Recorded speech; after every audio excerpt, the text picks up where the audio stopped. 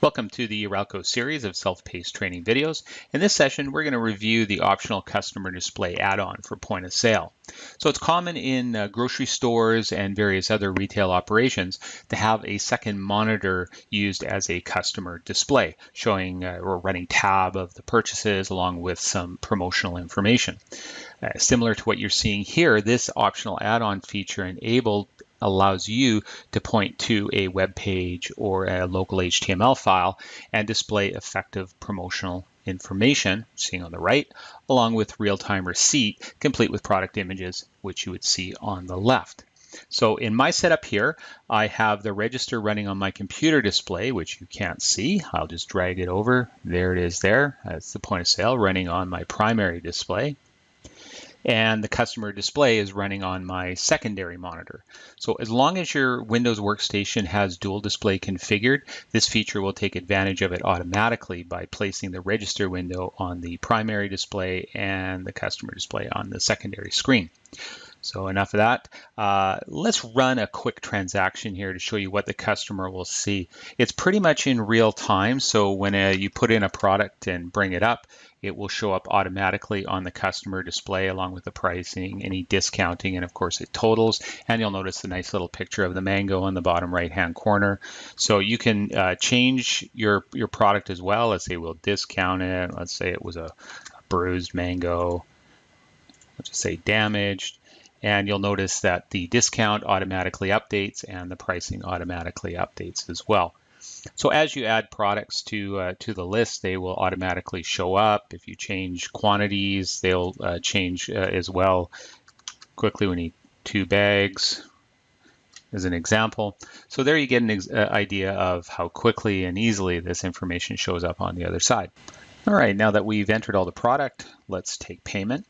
And they owe us $5.66. So they'll say they'll pay by cash, $20.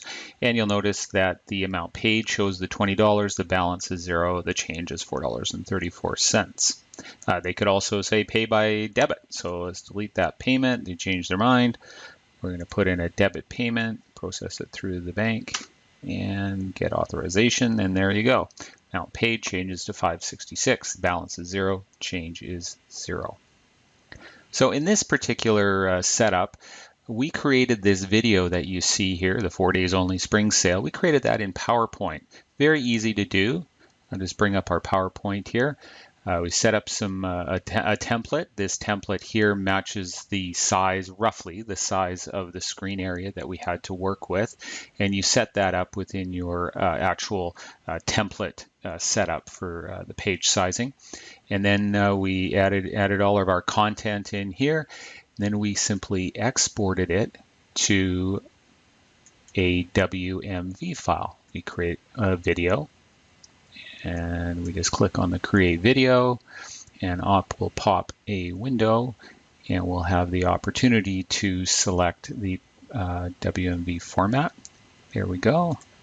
And we'll say we want WMV format and tell it where we want to save it, etc. And there we go. That's easy as that. Now within the HTML itself, we provide this HTML file as a sample. We just change this here to match the name of the video that we created. Now this HTML file can then be located either physically on a website, and you would simply point to this HTML file, or you could have it loaded directly on the workstation within the POS directory, or any directory for that matter. And then within the setup of the customer display, which we'll show you shortly, you simply point to that HTML file. So we'll do that next. So now that we've seen the end result, let's take a look at some of the back-end setup. We click on Setup, Software Options, and Settings. Put in our authorization information, and it pops our settings window. We scroll down to the customer screen.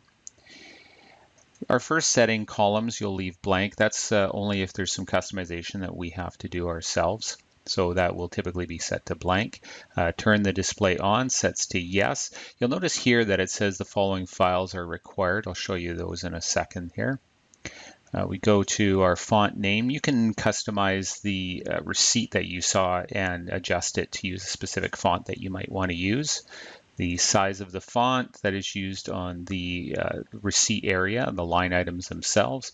In the summary area, you can select the size of the font you want to use for the big fonts, like the total and the change, and then the size for the smaller summary information.